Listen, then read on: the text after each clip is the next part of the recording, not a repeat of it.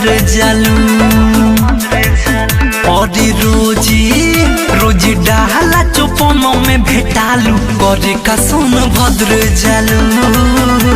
करे का सुन भद्र जालू और होते सवेरे तू नहालू करे का सुन भद्र जालू करे का सुन भद्र जालू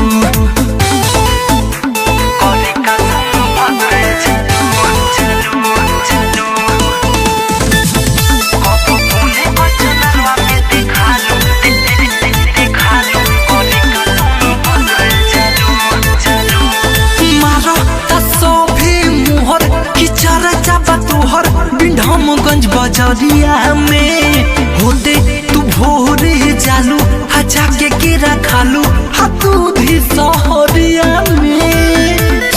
रे छौड़ी सुना मारा तसोभे मुहर किचर जाबा तोहर मेओरपुर बजरिया में होते तू भोरे जालू हजा के केरा खालू अरे निकुट सहरिया में कबो कोने कचनरवा में देखालू करे का सुन भद्र जालू करे का सुन भद्र जालू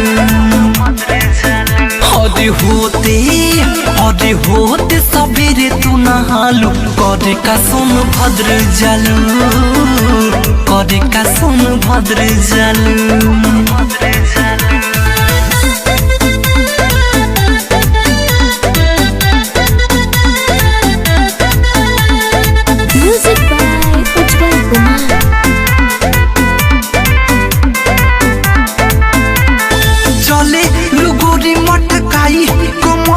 हिलाई रावसगंज बाजारी में जालू हबीजपुर गोरी मन करे चुपे चोरी ढलिया कवारी में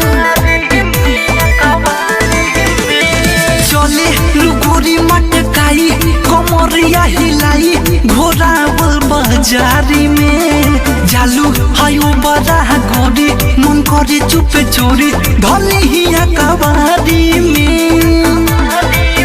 नहीं शैलेश नहीं बीरज कुनाल से लाजालू करे का सुन भद्र जालू करे का सुन भद्र जालू अरे होते सवेरे तू नहालू करे का सुन भद्र जालू करे का सुन भद्र जालू।